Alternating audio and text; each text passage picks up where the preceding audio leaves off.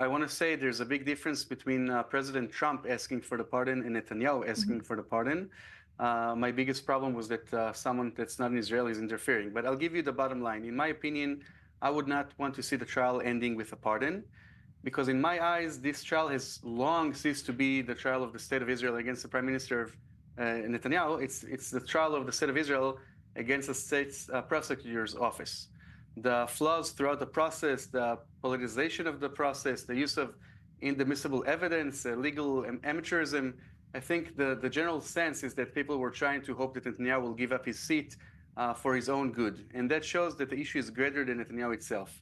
Having said that, there are definitely indeed several reasons why a pardon would be justified. The first and most important one, I would say, is that the political tailspin that we have been trapped in for 6 years would probably be in ease. I'm not sure, by the way, for all of the Israeli society. I think some Israelis, such as myself, want to see the trial reach as it ends because we think the trial is mockery. And I think some people on the far left will say, as long as Netanyahu doesn't admit, then we will always assume that he is guilty. I also think that Netanyahu's trial in this time, it's paralyzing some of the state's institutions, the fact that he has to go into court several times a week.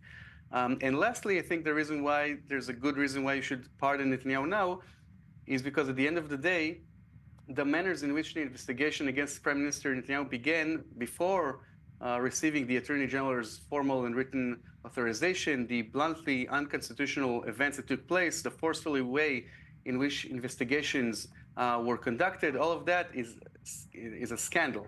So I think that'll be a way to basically resolve that. Again, my personal opinion, I don't want this to end in a pardon. I think that it'll be better to solve the case.